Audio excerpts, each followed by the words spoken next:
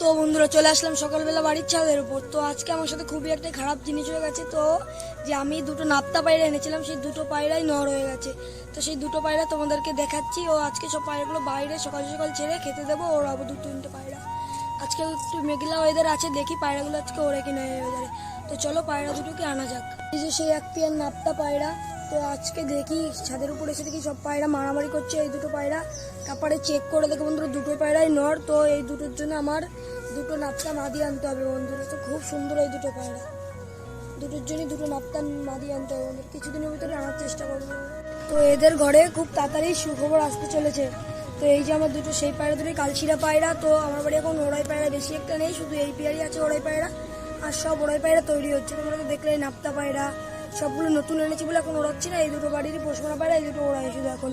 তো এই দুটো পায়রা আজকে ওড়াবো, দেখি কেমন ওড়ে পায়রা। এখন ওড়াবো, দেখা যাক ওড়ে কিনা পায়রা দুটো।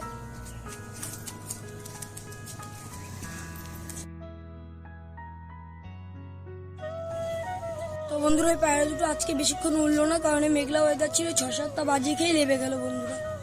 তো অন্য পায়রাগুলোকে ছেড়ে এখন খেতে দিতে হবে বন্ধুরা। এই যে আমার সেই গৌড়া গিলিবাসটা অনেকদিন আটকানোর পরে দেখি গরম হয়ে গেছে, দেখি বাজি খাই কিনা দেখি।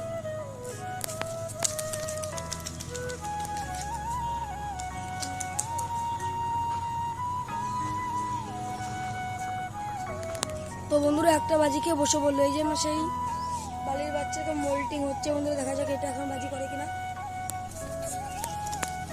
একটা দুটো।